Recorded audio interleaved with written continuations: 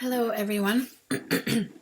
I am here with another month of the Story Planner Kit for April, and this month is full of fun, bright, spring-like colors. So I hope you will like this. Let's first do a quick walkthrough of what's included in this month's kit. Okay, I'm just going to go ahead and start with, let's start with the A5 size. Just like the previous month, we have a folder with all the stickers as individual PNGs.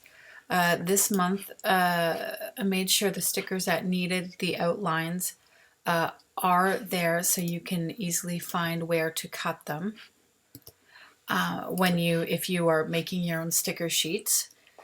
So first we have the blocks, and these blocks are only for they measure 1.5 by 1.9 inches, which is basically the Erin Condren vertical size. And the inserts in the A5 kit, the personal size kit, and of course the Erin Condren kit, they will fit these sizes.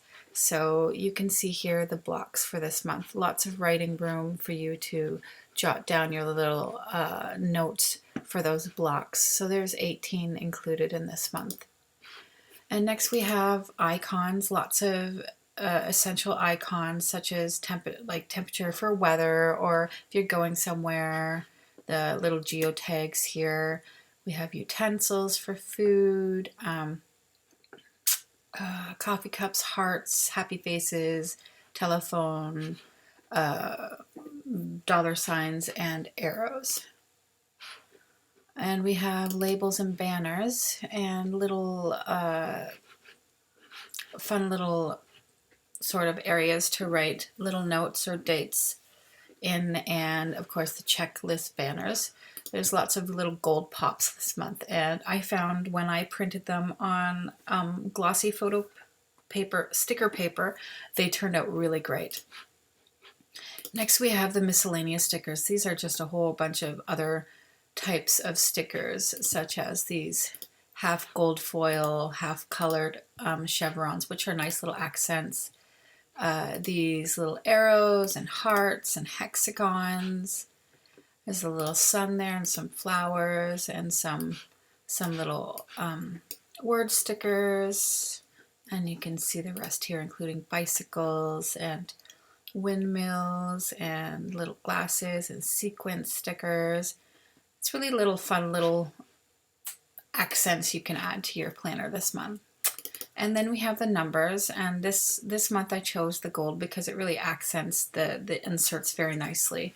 So these little circles would be for the calendar, and the big ones you'll see later is where I personally like to stick underneath the day of the week on the week, sort of the vertical week inserts. I'll show you later. Okay, and then next we just have the strips that you can use as washi tape. And we have words, which all sorts of there's these. I really like accenting my planner with little black fun writing like this. You know, gone shopping, keep it simple. We have a Hello April and all these other little words. So that's your sticker, the individual stickers. And of course these are available either to print in bulk, so you could basically stick your photo paper in your printer, go ahead and open this PDF and print it and send it, and you're good to go. However, then you'll probably be, if you're doing this method, you're probably cutting them out manually, and if that's what you like to do, go for it. But I certainly probably wouldn't want to do that. So so these are the ready to go printable sheets. Okay. Otherwise, you have the print and cut, and you will see the stickers in here. They include, so these are a PNG. You would bring it into your cutting program, and we have SVG file or a PNG for tracing. but that will come later in the video. Okay, so next we have this month's inserts, and for the A5 and the personal size, we have a tabbed divider for April. Life is either a daring adventure or nothing at all. And this is one of my favorite pieces. I love the white brick. It's very refreshing and bright and springy, so I really like that part. And then we have the calendar, and of course I always offer the Monday to Sunday or the Sunday to Saturday. So this would be the left side, and this would be the right side. And then we have a couple more dashboards. Hello April. We have a little writing paper here, a separator or dashboard, whatever, however you want to call it.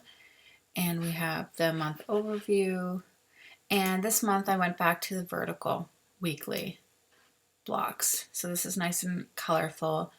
And this is just for the A5. They're different for every size. I can just quickly pop over to the Erin Condren. I'll show you quickly what the weekly looks like there. So this is the Erin Condren size weekly. You can see it's different, it's bigger, and it includes a calendar. The Happy Planner is similar to Erin Condren, but it's a little more condensed, as you see here. So this is the left and this is the right. And then the personal weekly is a little different because of course it's smaller. So we'll start with this would be the starting Monday, and then you have the Wednesday, Thursday, Friday, Saturday, and Sunday. Okay, and these are ready to go, ready to print in the PDFs. When you are printing these, let's take for example this weekly. This I have this ready with 5 weeks worth of overviews like this, you see. So basically you would print this double-sided. Now this printable is in its exact size. So it's not plopped onto a letter size or an A4 size paper. It's just as it is. So what I would do is when I'm ready to print, let's go ahead and open this. Now I have Adobe Acrobat, but I'm fairly certain that the Acrobat Reader works pretty much the same when it comes to printing. So it's all ready to go for you to print double-sided. So you would go, this is what I do for mine, and I have a Canon Pixma, I'm not even sure what I have. Canon MG, Pixma MG 7700 series, I guess. So for this, I have it set up to print on an A4 size paper. Okay, and then in the printer properties, I would make sure that I have the two-sided option selected.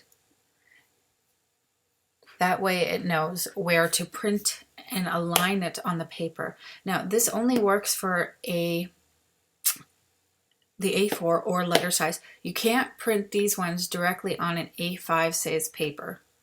That's not going to work unless, of course, you're printing the personal size, which is smaller than an A5 size. That works, and that saves paper too.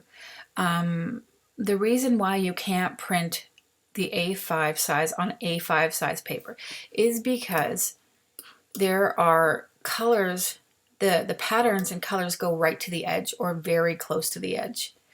And most printers will not print to the edge unless it's photo paper for photos and you're using a particular brand.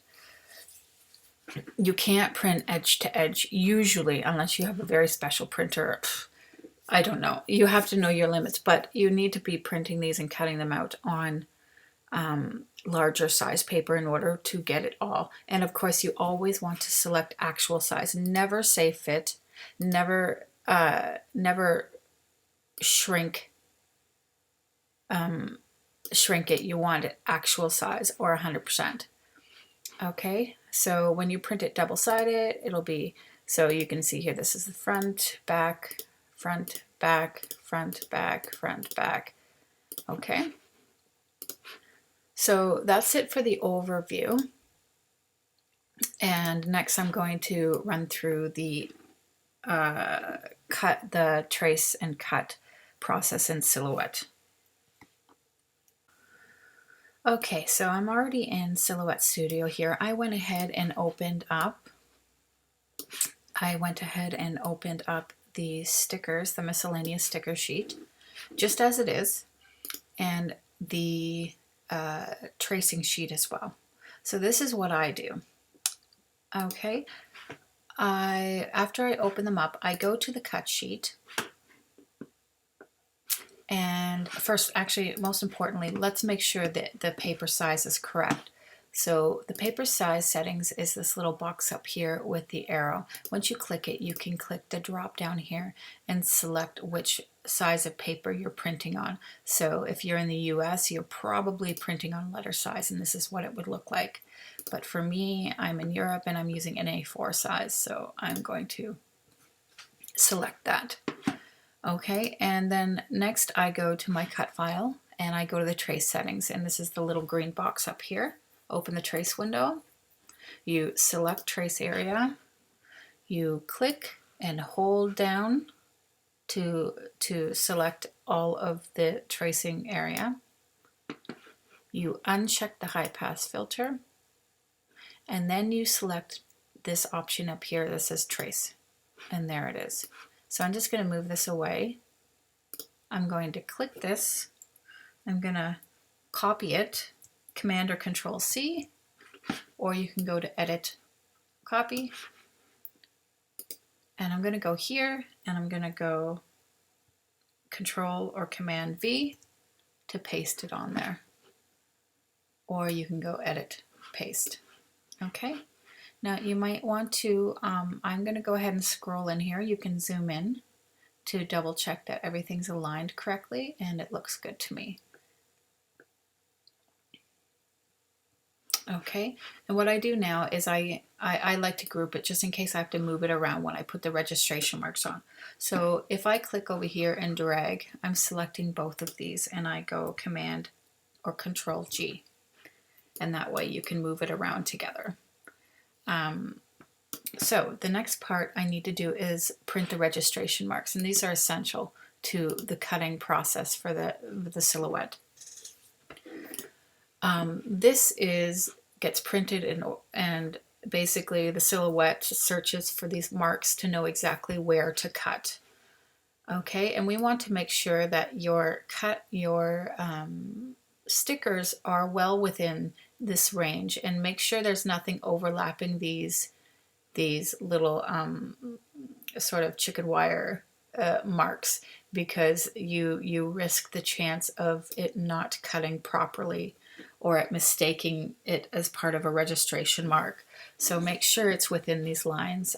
These lines are completely movable, as you can see to right there, and the left can be brought in, and the bottom can be brought up.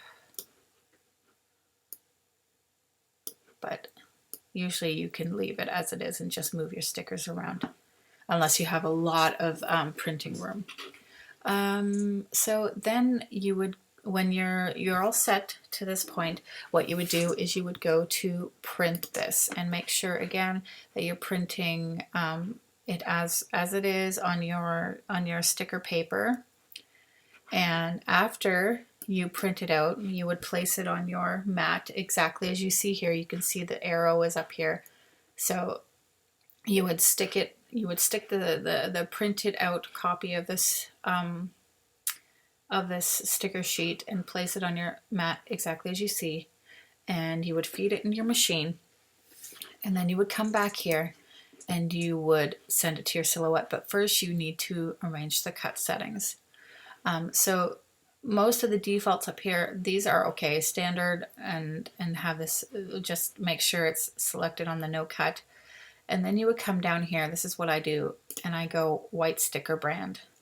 I make sure it's on setting number 1. And these are the settings I like. I like the speed at 8 and my thickness at 6 because I have relatively thin photo sticker paper. So if that thickness is higher, like the default I think is 14, it cuts almost right through my stickers.